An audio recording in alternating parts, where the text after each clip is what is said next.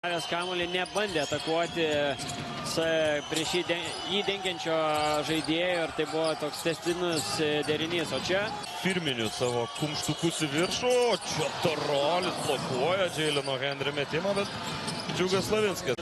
Bet į tą tokią patogią ranką jam ir labai lengvi taškai.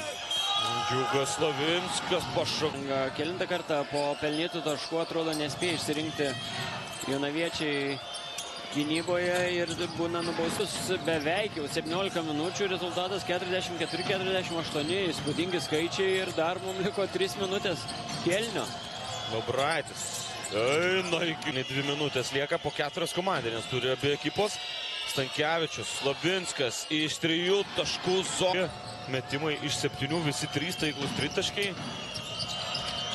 Čia Slavinskas provokuoja. Nežinau, slapyvardis MM, gal Magas Modė ar kažkas tokio, nežinau, gal kažką ir matysime vasarą. O čia Magas Stankevičius. Benjaminas Krikė. Senokai nematėm jo atakuojančio krepšį, čia Slavinskas. Ir Neptūnas jau su 30 pelnytų taškų per 7 minutės trečiajame kėlinyje. Eimantas Stankevičius. Spėjo 36 įmesti, matysime ar pagerins tą rezultatą. Nepavyksta, čia nebuvo.